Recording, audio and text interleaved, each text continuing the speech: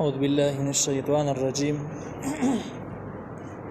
بسم الله الرحمن الرحيم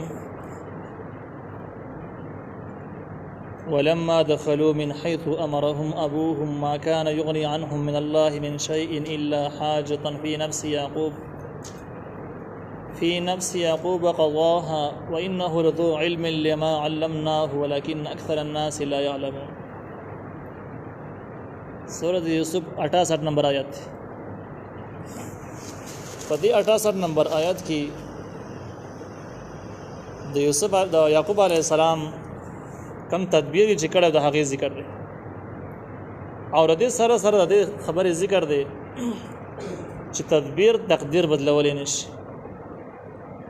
یعنی کله ځینې کارونه داسې دي چې هغې تعلق خو تدبیر سره دی. تدبیر چې تا وکړه نو دغه ځای پورې به ته کامیاب شي، لیکن نور اسباب او نور لوازمات داسې تدبیر منع کولی نشي. اوس یعقوب علیه السلام ترتیب داسې کړی او تدبیر یې نسي نیولی چې مختلفو دروازو باندې راشئ چې نظر نه شي او د کینهګرو د کینې نه محفوظ پاتې شي. په دې کې یعقوب علیه السلام نصیحت کامیاب شو او دغه شان یې وکړله، حادثې شکار نه شو. لیکن د آخري مقصد په خاطر باندې چې بنیامین هلته پساو شو او آزاد نه شو. نو دې ځکه کې الله تعالی وایي چې ولما دخلوا، هر کله چې داخل شو د یوسف علیه السلام دارونه، من حيث امرهم، د هغه ځایونو نه چې حکم کړی دوی ته ابوهم پلار د دوی پلار یې ورته ویل چې مختلفو دروازو باندې به راشئ او د یوې دروازې نه به داخلېږئ. نو دوی همدغه شانتې وکړه، د پلار غرمان یې پوره. ما كان يغني عنهم من الله من شيء، نو یعقوب علیه السلام چې دفع کړی وي د خپلو زامنو نه من الله من شيء، د الله طرف نه هېڅ شی، د الله تعالی احکام او د الله تعالی تقدیر بدلولی نه شو، لیکن خپل وس یې الا حاجة في نفس يعقوب، مگر دا یو خواهش او حضرت یعقوب علیه السلام کې بس د پلار خواهش او مینه او محبت او شفقت دا وشي زامنو ته صحیح لاره وښیي او صحیح رهنمایي وکړي، او دغه کار یعقوب علیه السلام وکړ. وانه لذو علم لما علمناه، یقینا دا یعقوب علیه السلام خاوند د علم او د هغه علم نه چې موږ ورکړی و، ولكن اکثر الناس لا يعلمون، لیکن اکثر خلق په دې باندې پوهیږي نه. وانه لذو علم کې دې مضمون ته اشاره ده چې یعقوب علیه السلام داسې علم لارو چې په دې باندې پوهېده چې دنیا نظام په اسباب باندې چلیږي، نو په دې کې به اسباب استعمالي تدبیر بنیسي. خو بیا دا ده چې دغه اسباب او دغه تدبیر تا مقصد ته رسولی شي که نه شي رسولی، نو بیا باقاعده دا ساته چې که الله تعالی رسولم نو شم، او که الله نه رسولم دقسې به پاتې کېږم، بیا به پاتې کېږم. مخکې د هغې مثال موږ ویلی که سړی دوايي خوري نو عقیده به داسې ساته چې دا د بیمارۍ یو علاج دی، د الله حکم دی، لیکن که دې بیمارۍ کې به دې دوايي کې الله تعالی شفا واچوله زه به ټیک شم، او که الله تعالی نه ټیک کولم بیا نه ټیک کېږم، بیا به پاتې شم. نو دغه شان د کې حال د دنیا د نظام دی، اسباب به استعمالي، خو په اسباب باندې به پوره بروسه نه ساتي، بروسه به الله تعالی باندې ساتي. دا علم د یعقوب علیه السلام سره و، الله تعالی و یعقوب علیه السلام خاوند د علم، ولكن اکثر الناس لا يعلمون، لیکن اکثر خلق پوهیږي نه، پس باندې نه پوهیږي. نو تفسیر معرف القرآن وایي چې اکثر خلق د یعقوب علیه السلام په علمیت باندې نه پوهیږي، دغه په تدبیر باندې نه پوهیږي. او تفسیر تفهیم القرآن وایي چې اکثر خلق په دې مسله باندې نه پوهیږي چې کله اسباب استعمال کوي، اسباب مني، نو بیا د الله تعالی د قدرتونو نه منکرېږي او د دې نه منکرېږي چې ګنې د دې اسبابو نه ورا خو یو ذات دی، هغه په دې اسبابو کې اثر اچوي، او که دغه ذات په کې اثر وانه چې دا اسباب بیا ناکام کېږي، په دې خبره نه پوهېږي. نو د هغې نه ماده پرست جوړ شي، حرام حلال ناجایز ظلم زیاتې هر څه نه تېر شي، صرف اسباب را جمع کوي او دې ته ماده پرستي ویلی کېږي. ځینې خلک داسې چې په دې پوهېږي چې هر شي کې اثر الله تعالی اچوي، فیصلې د اسمان نه راځي، په دې پوهېږي، لیکن بیا د اسبابو نه منکر شي، اسباب نه استعمالوي، دا دواړه جهالتونه.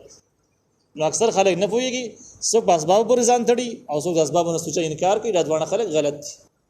او صحیح کم دی، صحیح کار هغه ده چې کوم یعقوب علیه السلام اختیار کړ چې اسباب استعمال کا، توکل او بروسه په الله تعالی باندې ساتي. ولما دخلوا على يوسف آوى إليه أخاه، دې ځکه نه د واقع بله ایسته شروع شو، او د هغې لنډ حاصل دا دی چې یعقوب علیه السلام زامن مصر ته د یوسف علیه السلام خواته ورسېدل په دویم ځل باندې. نو چې کله هلته ورسېدل آوى إليه أخاه، یوسف علیه السلام ځان لکو او نو ځان لکو الیه د خپل ځان سره د یوسف علی السلام اخاو خپل رور کم سکر ور جو غیر ځان سره ځان لکو یعنی لس ورونو نه رابیر کو راجدای د څنګه بیل کو طریقې سو ډاری کې بیل کو جو ډاری کې بیل ولې خو شک ولاړې دو څنګه بیل کړای په دې کې یو قول تفسیر یسیر دی تفسیر یسیر وایي چې یا یوسف علی السلام ترتیب د سیونه هغه خو معلومات خپل درونه خو پیژندل لا غوغه ناجایز ته معلومي وي نو د څه کار یو چې شپږ لوخي راو په شپږ لوخ کې خوراک راو او دی ټول یو لس کسان نو بده کې دوه او حکم دا و چې بس دوه کسان یو لوخي تکینه چې دوه کېنه اصل نو بنیامین هم یوازې پاتې شو چې کله یوازې پاتې شو ډېر زړه خپه شو نو په دې ټیم کې یوسف علی السلام خوا دا ورکه کېناسته سره او یوسف علی السلام ورته ویل چې کزه ستا ورور شبانو ته خوشاله نشي نو یوسف علی هغه ورته ویل چې ولینه خامخه به خوشاله کوم تر قیمتي انسان لیکن افسوس دا د چې زما د مور او د پلار زوی نه خسړای غو زما د مور او پلار زوی تفسیر یې سر وایي چې یوسف علی السلام په عام طور په نقاب کې په پرده کې بغرزي د مخ په پړ او دې ټیم کې دا پرده غلي غونډه کې اوچا تکړه او دی بنیامین د ځانو خو د یوسف علی السلام ما سی وینه ما او پیژنه لیکن ورونو ته حل نه وي دا تحقیق د تفسیر یې سر دی چې د خپل ضروري ځان سره په طریقه باندې بالکل د سی بالکل لیکن صحیح قول چې کوم دی هغه د امام قتاده رحمه الله د کوم چې په مفسرینو کې لوی امام دی لوی عالم دی او د تفسیر په پن کې دا ډېر زیات مهارت دی نو امام قتاده رحمه الله وی اصل کې یوسف علی السلام بل ترتیب کړي بل ترتیب د سی و چې د دې رونو د تاري تقریبا شپږ کمرې تیار کړې وي او شپږ کمرو کې ترتیب دا و چې بهر کمره کې به دوه کسان پاتې کیږي زیات باندې پاتې کیږي د ملمستیا په دوران کې چې د مثال تلاړ شي دانی اخلي او حساب کتاب کیږي او دغه مسافر به د دې لپاره چې کمی کمرې جوړې کړې وي نو حکم دا و چې بهر کمره کې به دوه کسان پاتې کیږي زیات باندې پاتې کیږي نورونه یې دوه کمرو کې پاتې شو او بنیامین باخره کې یوازې کمره کې پاتې شو نو چې کله دې کمره کې یوازې شنو یوسف علی السلام ولاغه خپل تعارف وسره او ټول قصې وته وکړل او ځان به په جان د جزای یوسف علی السلام یې نو بره طریقه باندې دا رور ځان سره ځان لیکو او د دې د پاره چې په ټولو حالاتو باندې خبر کی قال نو یوسف علی السلام ورته ویل انی انا اخوک یقینا زستا ورور یم فلا تبتئس انت ما خبرکیګه بما به هغه خبرو باندې کانوا يعملون چې د خلکو بکولي يرونو چې کوم کارونه کول هغه خبرو باندې وس خبرکیګه ولې ما خبرکیګه زګه د امتحان دور تیر شو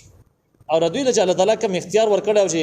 په موږ باندې ظلمونه کول هغه اختیار ته الله تعالی وس اخلي نور اختیار وسره نشته دینه بعد زمون حکومت او زمون اقتدار شروع کېدو والا دی